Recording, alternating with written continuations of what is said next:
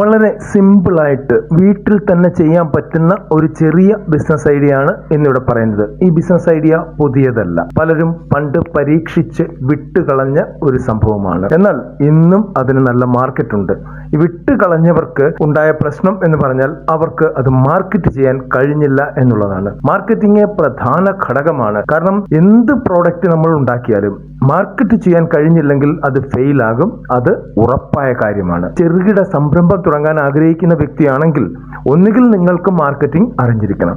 ഇനി അഥവാ അറിയില്ലെങ്കിൽ മാർക്കറ്റിംഗ് അറിയാവുന്ന ആളുകളെ വെച്ച് ആ ഉൽപ്പന്നം മാർക്കറ്റിൽ എത്തിക്കാൻ നിങ്ങൾ ശ്രമിക്കണം. ഇല്ലാതെ കുറെ പ്രോഡക്റ്റ് ഉണ്ടാക്കി വീട്ടിലോ ഓഫീസിലോ ഒക്കെ വെച്ചിട്ട് ഒരു കാര്യവുമില്ല. അത് നിങ്ങൾ ആദ്യം മനസ്സിലാക്കണം. ആവേശമൊക്കെ നല്ലതാണ്, പക്ഷെ ആവേശം വളരെ പെട്ടെന്ന് തണുത്തു പോകും എന്നുള്ളതാണ് ഏറ്റവും വലിയ വസ്തുത. ഇവിടെ പറയുന്നത് ചെറിയ ഒരു പ്രോഡക്റ്റ് ആണ്.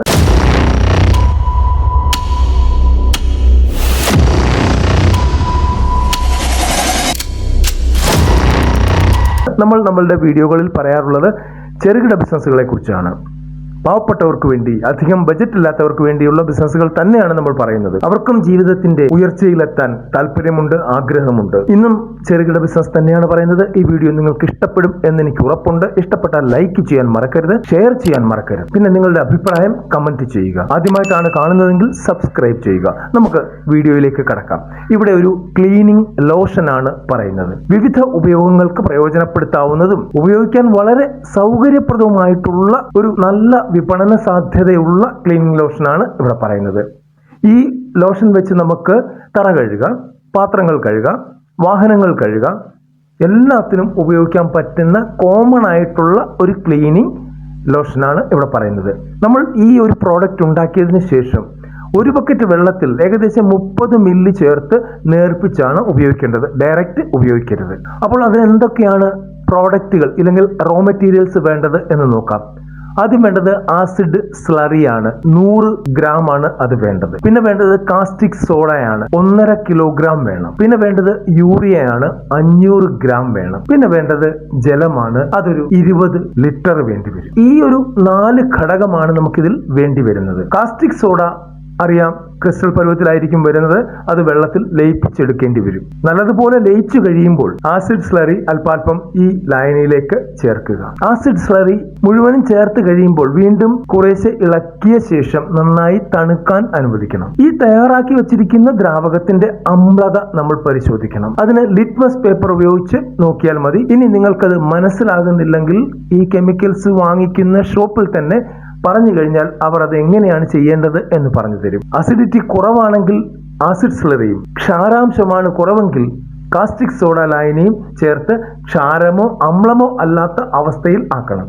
ഇത് കെമിക്കൽ ഷോപ്പുകാരൻ കൃത്യമായിട്ട് പറഞ്ഞു തരും. ഇനി ഈ ഉണ്ടാക്കിയെടുത്ത ദ്രാവകം അതിന്റെ നിറം തെളിഞ്ഞതല്ലെങ്കിൽ യൂറിയ അല്പാൽപ്പം ചേർത്ത് ഇളക്കുക.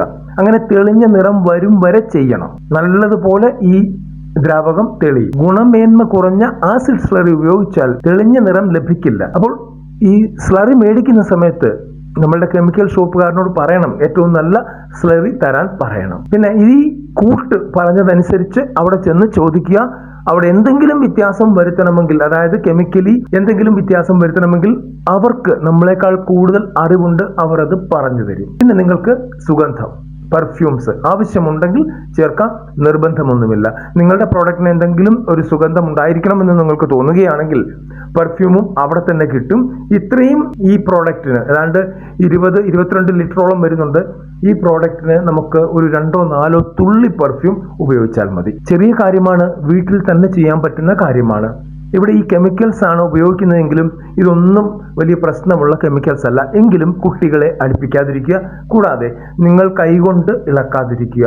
അതിനൊരു കയ്യിലോ വലിയ തടിയോ മരക്കഷ്ണമോ എന്തെങ്കിലും എടുക്കുന്നതായിരിക്കും നല്ലത്. ഗ്ലൗസ് ഉപയോഗിക്കാൻ എപ്പോഴും ശ്രദ്ധിക്കണം. കാരണം നിങ്ങളുടെ സ്കിന്നിന്റെ ടോൺ അല്ലെങ്കിൽ നിങ്ങളുടെ സ്കിന്നിന്റെ അവസ്ഥ എനിക്ക് പറയാൻ കഴിയില്ല. ഓരോ വ്യക്തിയുടെയും വ്യത്യസ്തമാണ്. ചില കാരണങ്ങൾ കൊണ്ട് അതിൽ അലർജി ഉണ്ടാകാനുള്ള സാധ്യതയുണ്ട്.